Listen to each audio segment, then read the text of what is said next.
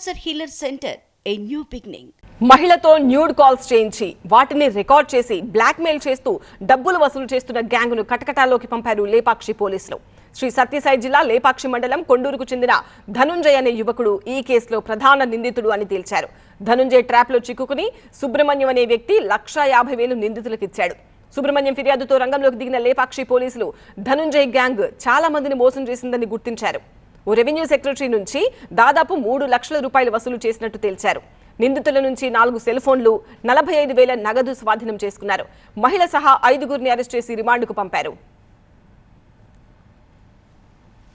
ఒక గుర్తు తెలియని మహిళ వీడియో కాల్ చేసి అసభ్యకరమైన వీడియో ఆమె ప్రదర్శించి ఆ వీడియోని ఆమె స్క్రీన్లో సేవ్ చేసుకొని ఆ తర్వాత ఆ సుబ్రహ్మణ్య గారికి ఫోన్ చేసి డబ్బులు డిమాండ్ చేయడం జరిగింది. ఈ డబ్బులు డిమాండ్ చేయడం భాగంలో దాదాపు 4 పాల్గొన్నారు. ముఖ్యంగా దాదాపు 1,05,000 ఆయన దగ్గర నుంచి ఫోన్పే ద్వారా మరియు నగదు రూపంలో తీసుకోవడం జరిగింది. వాళ్ళని ట్రేస్ చేయడం జరిగింది. అందులో ముఖ్యంగా 4 పాల్గొన్నారని ప్రాథమికంగా దర్యాప్తులో తేలింది. ఆ 4 కూడా జ్యుడిషియల్ నిమిత్తం హిందూపూర్ జేఎఫ్సీ దగ్గర హాజరుపరిస్తే వాళ్ళకి 14 days జ్యుడిషియల్ రిమాండ్ విధించడం జరిగింది.